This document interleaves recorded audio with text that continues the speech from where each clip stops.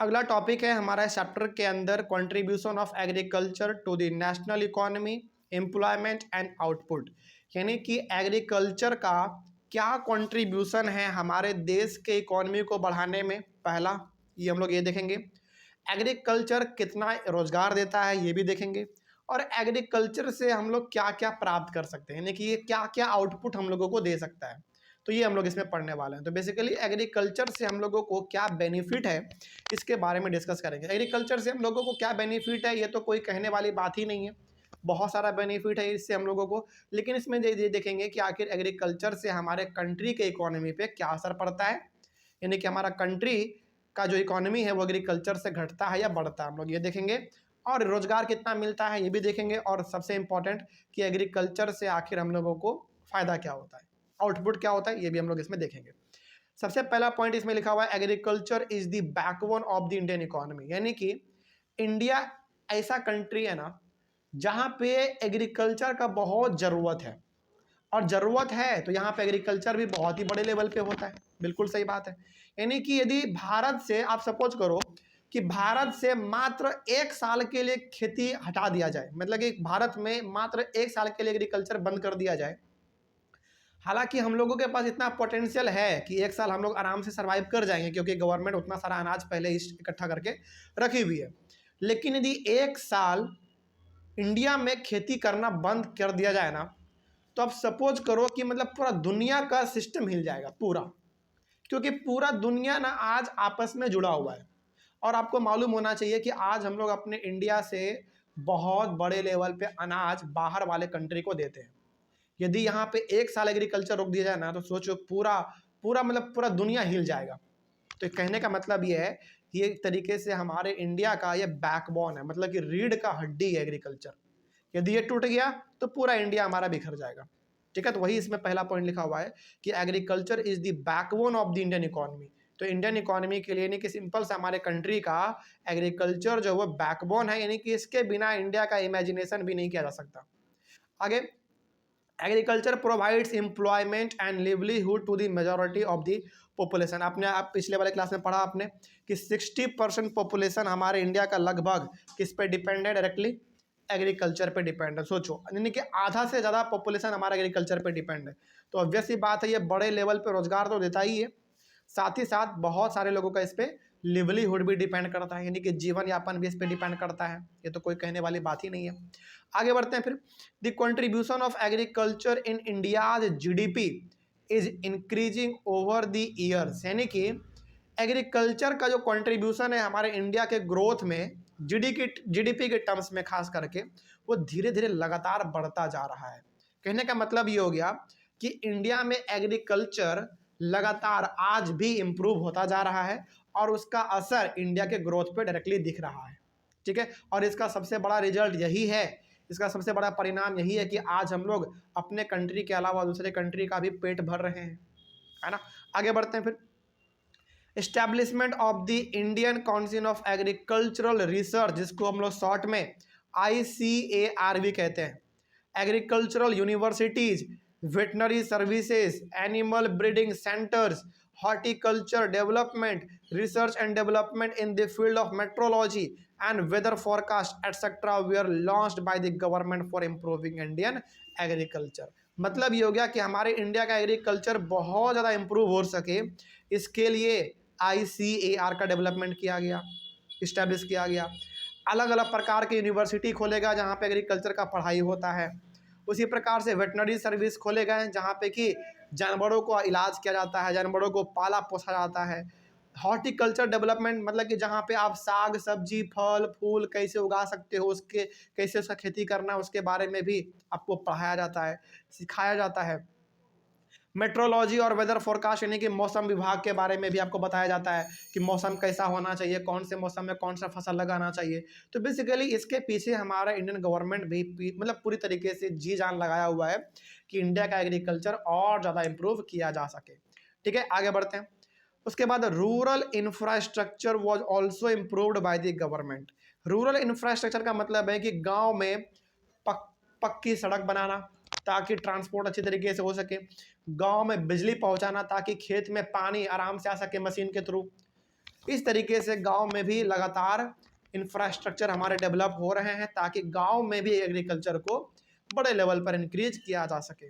आगे बढ़ते हैं। So we can say that the contribution of agriculture to the national economy, employment and output are quite good. तो आखिरकार lastly हम लोग ये कह सकते हैं कि एग्रीकल्चर का जो कंट्रीब्यूशन है हमारे इंडिया के ग्रोथ में, एम्प्लॉयमेंट में और आउटपुट के मामले में वो बहुत ही अच्छा है।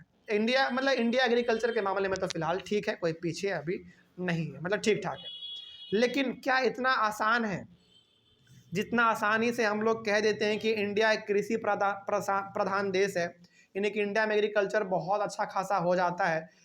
ठीक है, अच्छा खासा एग्रीकल्चर यहाँ पे हो जाता है, खेती हो जाता है, लेकिन क्या आपको लगता है कि इसमें कोई समस्या नहीं आता होगा? समस्या तो आता ही होगा। देखो, जहाँ पे अच्छाई है वहाँ पे बुराई तो होना ही है। तो खैर, क्या क्या हम लोगों को प्रॉब्लम फेस करना पड़ता है, थोड़ा सा उसके बारे में भी बात कर लेते हैं। तो problems faced by the Indian farmers, यानी कि भारत के किसान को किस किस प्रकार के प्रॉब्लम्स का सामना करना पड़ता है, थोड़ा सा उसके बारे में भी देख लेते हैं। लिखा हुआ है, today Indian farmers are facing a big challenge from international competition.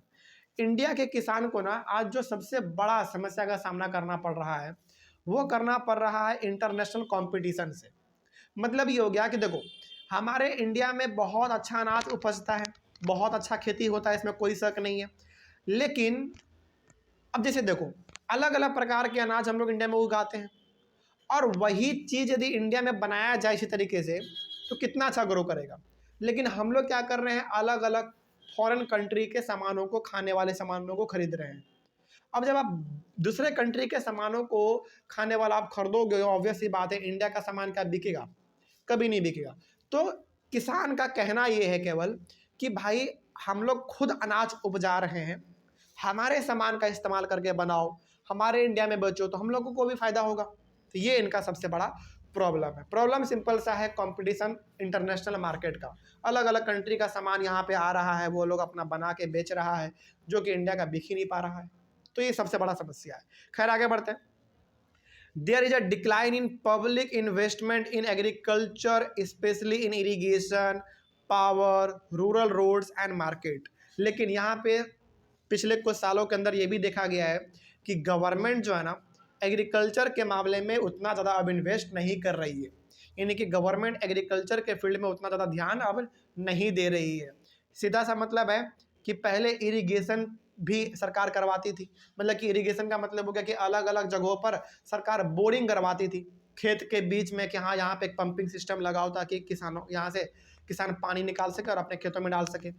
ये अब गवर्नमेंट नहीं करवा रही है। बिजली पहले लोगों को सस्ते रेट में मिल जाता था, अब बिजली महंगा कर दिया है, ये भी किसानों को बहुत बड़ा समस्या का सामना करना पड़ रहा है। गांव में रोड बन तो रहे हैं लेकिन एक बार टूट जाने के बाद उसका मरम्मत नहीं हो रहा है, रिपेयर नहीं हो रहा है, इससे समस्या हो रहा है। और मार्केट, बड़े बड़े किसान उसको कैप्चर कर लिए हैं, छोटे मोटे किसानों को मौका ही नहीं मिल रहा है। तो ये कुछ ऐसी समस्या है जो कि आज किसानों को फेस करना पड़ रहा है। ठीक है, आगे बढ़ते हैं। Subsidy on fertilizers is decreased. अब देखो, पहले क्या होता था ना, जो खाद मिलता था उसके ऊपर सब्सिडी हमको मिलता था। सब्सिडी मतलब जैसे मान लीजिए कि एक बोरी खाद 1000 रुपये का है तो गवर्नमेंट उसको मात्र 300 से लेकर 400 रुपये में हम लोगों को दे देती थी। इसको हम लोग कहते हैं सब्सिडी। लेकिन अब ये धीरे धीरे घट रहा है, तो ऑब्वियस सी बात है किसान को क्या होगा, नुकसान होने लगा है धीरे धीरे। तो सब्सिडी भी हमारा धीरे धीरे घट गया है। Due to this the cost of production is increased. अब ऑब्वियस सी बात है ना, जो खाद हमको पहले 1000 रुपये का 300 में मिल जाता था, अब सब्सिडी हमको मिल ही नहीं रहा है, तो ऑब्वियस सी बात है 1000 रुपये का खाद हमको 1000 रुपये में मिलना पड़ेगा। तो यहाँ पे एग्रीकल्चर क्या हो गया, महंगा हो गया। ठीक है, तो ये कुछ ऐसी समस्याएं हैं जो कि किसानों को सामना करना पड़ रहा है। 2 पॉइंट और इसमें है, देखो, reduction in import duties on agricultural products creates a problem to the farmers in the country. अब देखो, इम्पोर्ट ड्यूटीज का मतलब ये होता है कि बाहरी कंट्री अपना सामान यहाँ पे खाने पीने का बेच रहा है, इसके ऊपर गवर्नमेंट बहुत ही कम टैक्स ले रही है, इसी को हम लोग कहते हैं इम्पोर्ट ड्यूटीज। इम्पोर्ट ड्यूटी का सिंपल सा मतलब है, जो बाहर का कंट्री हमारे इंडिया के अंदर कोई सामान बेचने के लिए आता है तो वहीं बॉर्डर पे ही उससे टैक्स लिया जाता है गवर्नमेंट के द्वारा। वो गवर्नमेंट क्या कर दी है, बहुत ही कम कर दी है। ऑब्वियस ही बात है ना, यदि आप बाकी दूसरे वाले कंट्री से टैक्स कम लोगे तो ज़्यादा अपने सामानों को इंडिया में ला के बेच पाएगा, उनको क्या लगेगा, उनको लगेगा अरे भाई इंडियन गवर्नमेंट तो टैक्स बहुत ही कम ले रहा है, तो चलो जाके इंडिया में अपने सामानों को बेचते हैं। तो इससे क्या होगा, इंडियन मार्केट पूरा भर जाएगा फॉरेन के सामानों से और इंडिया के प्रोडक्ट को मौका ही नहीं मिल पाएगा बिकने का। इसीलिए यहाँ पे गवर्नमेंट का मतलब कि गवर्नमेंट के प्रति किसानों का थोड़ा सा नाराजगी हम लोगों को दिख रहा है। तो किसानों का कहने का मतलब ये है सिंपल सा कि यदि कोई कंट्री, बाहरी कंट्री यदि इंडिया में अपने सामानों को बेचने के लिए आ रहा है तो टैक्स दबा के मारो, टैक्स इतना दबा के मारो कि वो बेचने के लिए आए ही नहीं, उनको लगे कि यहाँ पे टैक्स बहुत ज़्यादा लग रहा है इसलिए वो आएगा नहीं। और जब बाहर कंट्री का यहाँ पे लोग नहीं आएगा तो ऑब्वियस सी बात है मौका किसको मिल जाएगा ग्रो करने का, इंडिया के लोगों को ग्रो करने का मौका मिल जाएगा। तो ये इंडिया के किसानों का कहने का मतलब है। आगे, farmers are withdrawing their investment from agriculture, और धीरे धीरे यही कारण है कि इंडिया के अंदर से एग्रीकल्चर का जो क्रेज है वो ख़त्म होता जा रहा है। ये बिल्कुल हकीकत है, हमारे गांव में भी आजकल क्या हो रहा है ना, एग्रीकल्चर का जो क्रेज है धीरे धीरे ख़त्म हो रहा है। ख़त्म इसलिए हो रहा है क्योंकि गवर्नमेंट ध्यान नहीं दे रही है, गवर्नमेंट सब्सिडी दे नहीं रही है, तो धीरे धीरे इस पर कटौती हो रहा है। ये ऐसे कुछ समस्याएं थे जिनको कि जो कि किसान सामना कर रहे हैं। यदि गवर्नमेंट इस पर ध्यान दे तो दोबारा ये हमारे लाइन पे आ सकता है। तो इस तरीके से टॉपिक भी हमारा कंप्लीट हुआ। अगला टॉपिक होगा हमारा चैप्टर के अंदर फूड सिक्योरिटी के बारे में, जो कि हम लोग अपने अगले वाले क्लास में डिस्कस करेंगे। तब तक के लिए थैंक यू वेरी मच।